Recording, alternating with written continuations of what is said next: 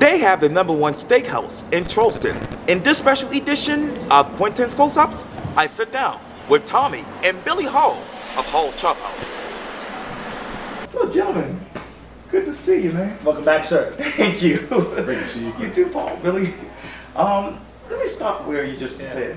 Obviously, I was dining at Hall's Chophouse, I guess, a couple of weeks ago.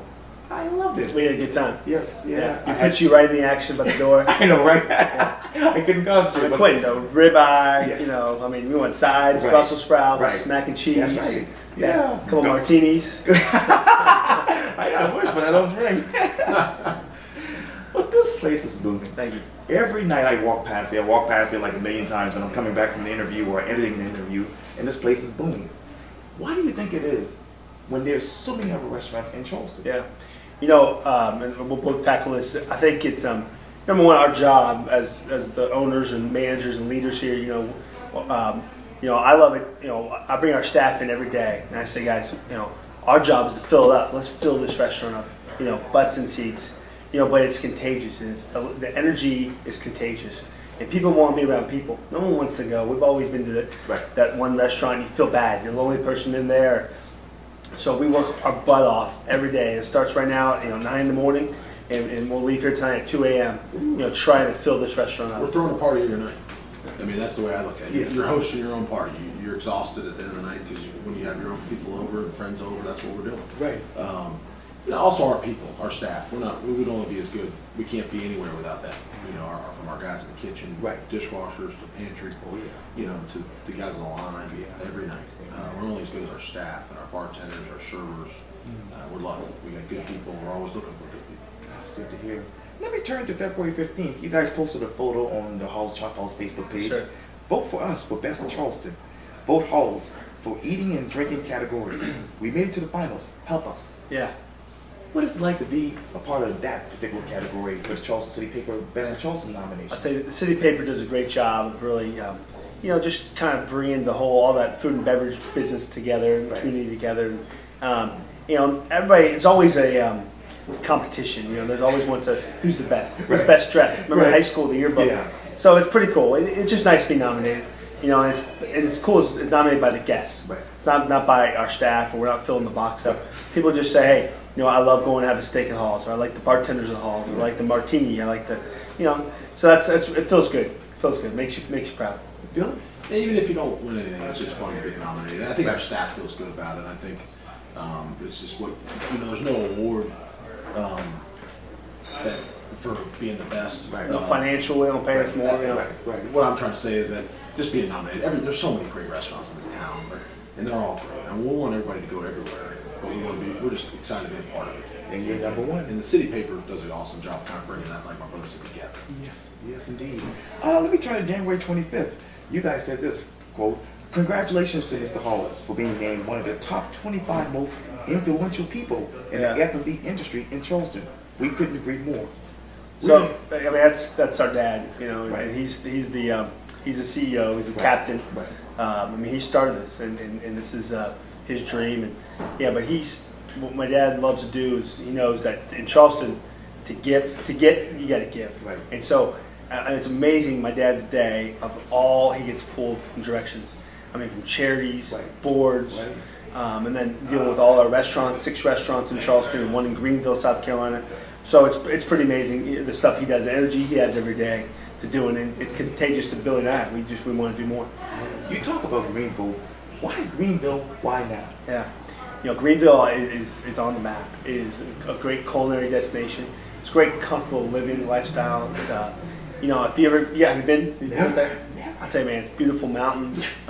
You get different season change. It's different. It's totally different than Charleston, but it just feels good. And they wanted Hall's. They asked us, we want Hall's, and we're blown away. It's the hottest restaurant in the state. Another thing is we're from here. Yes. We're born in Beaufort. Tommy's a Clemson guy. Yeah. My sister went to college in Charleston. We want to be a part of the state for a long time, for the rest of our lives. And my parents wanted to be down here and finish their lives here, and we wanted to. And that was another spot for us besides Charleston. And we want to keep growing the state. And this is our state, South Carolina. We love it. And Greenville's just another I mean, there might be more. I know you love Columbia. Maybe we'll go to Columbia. Yeah, that'd be great. That'd be great. You talk about your parents and how involved they are, but tell me, why did you want to be a part of their vision for really expanding the food and beverage industry? Yeah. You know, we know when we first took on this task, I don't think any of us individually could have done it alone. You know, we had to be together. And that's what's pretty cool. It's a team, you know, and they helped us. You know, when someone else has the same vision, same level of passion, commitment, you know, and you can go anywhere. You know, so that's what's fun. I can take a night off, and I know my brother's gonna be right over with all our VIP guests. Everybody, you know, every guest walking in. My mom will have the same impact my dad will, and so it's fun to be us. We're all together. Talk about being together. What is it like to be in the Hall's family household right now? Yeah, busy. Yeah, we're busy. We're busy every day. But I hope that I can live to 71 and have the same passion and drive for people that my mom and dad do. I mean, they care about people, and that's what I learn every day. You know, they're kind of my hero, my mom and dad. That's something I look up to, and I learn so much from my dad every day. I never thought I did as much now that I work with him. And I worked in another field for quite a while. I worked in sports and football, and you know, you saw your mom and dad I was starting to live my life, and I only see them at holidays or certain occasions. But now that I work with them every day, I'm just learning so much every day from my dad and my mom. Mom keeps us all together. If it wasn't for her, we'd be in a lot of trouble. Yeah, there's sacrifices we made doing a family business. You know, we lose Thanksgiving, you know, because we're here in our dining room.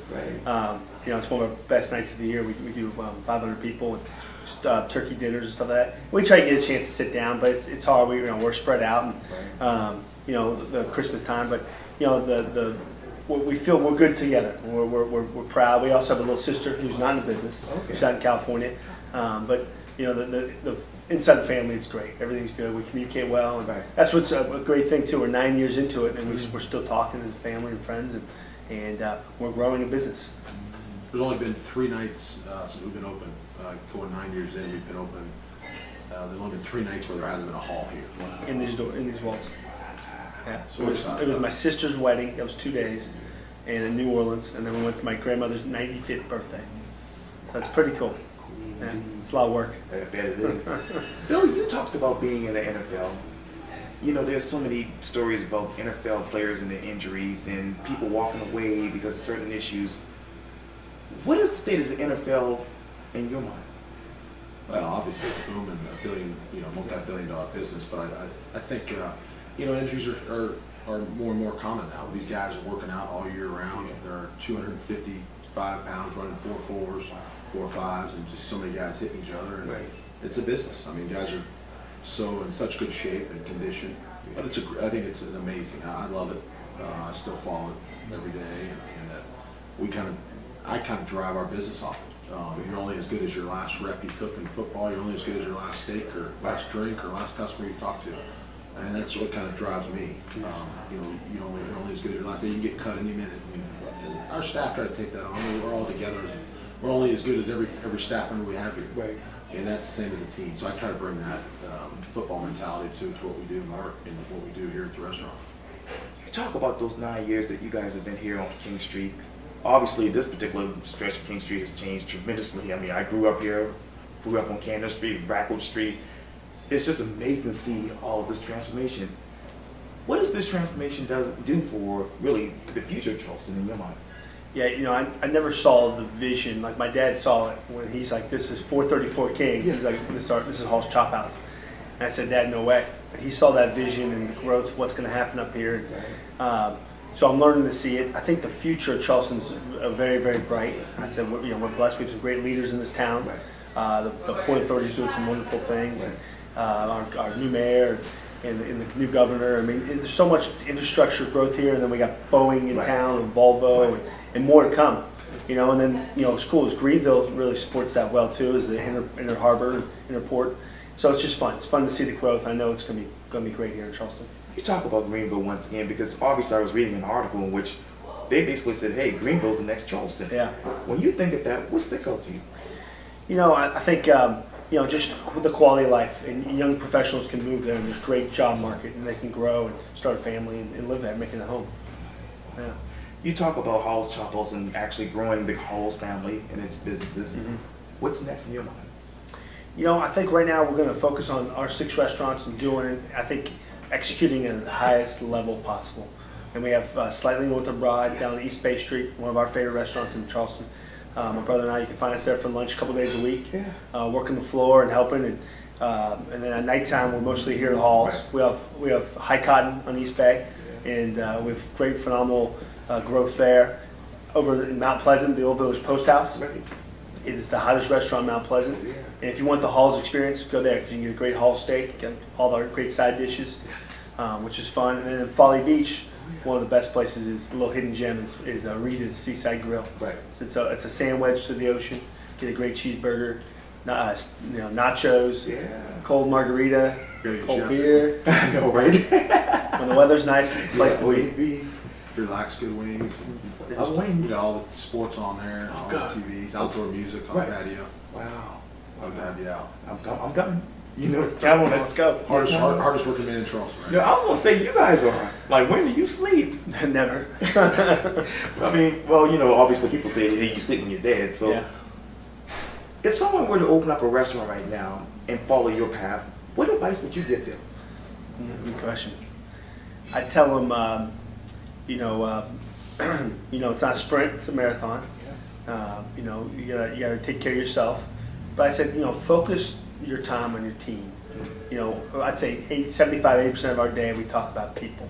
It's people. You want to grow your team from the culinary guys, the dishwashers, your bartenders. Every day we're talking about people, managers, and leaders, and focus on that. And Billy, if somebody were to come to you one-on-one, what would you say to them? Well, I said the number one thing is nobody in this building is bigger than somebody else. We're all in this thing together. If this place can run without us, but we try to be there and to help back them up and support them and give them love.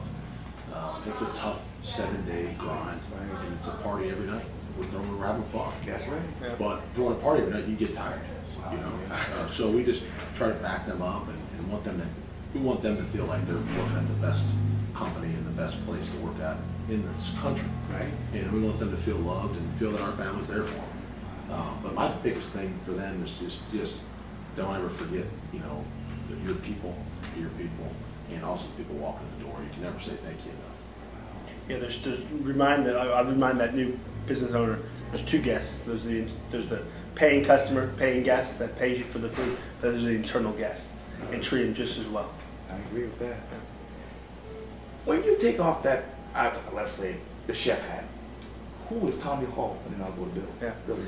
I'm real simple. I mean, on my day off, everybody says, what restaurants you go to? I love to support the restaurants that support us. So I try to dine out a little bit, but I enjoy going to Whole Foods and sitting on the couch and relaxing and just turning it off. Yeah. I enjoy my friends and my family and just the golf course if I can, whatever happens. Billy, describe you to me. Well, I'm a sports guy, so I love watching ball. Like Tommy said, I love to go to college Charleston games, basketball games. I think Coach Grant's one of the best up-and-coming coaches in the country. I agree. I think he's, something fun, and I've loved watching him grow. Love following Cougars, so that's probably my number one thing, sports and following that. But I love to go out and visit some of the great local restaurants we have here in town. So. And go see Mickey or go see Home Team Barbecue guys. See Josh and Johnny at Mellow Mushroom. Right. See all our guys that are really good to us and pay back to them. What is your favorite restaurant besides those other ones that you just mentioned? That's tough. I mean, there's so many great ones. You can't go wrong. I mean, I'm pretty simple. I love to go sit at the bar and drink a beer and watch at Mellow Mushroom. I love pizza and watch a ball game. Yeah. Probably because I'm not running into our everyday customer there. But it's hard to say. I love to go see Gaber at Midtown or a Trio. Some of our friends. Yes. I love Ken Vendrinsky's been a good friend, supporter of ours. I go to Luca a lot. Oh yes. Tortori Luca's little hidden spot up the street. Yeah, that's just amazing. Well, Tommy and Billy Hall, thank you so much for your time. I really, really appreciate this. Thank you. You're the best. We'll see you tonight. Thank you. Yes. See you soon. Thank you. Thanks for everything you do. Thank you.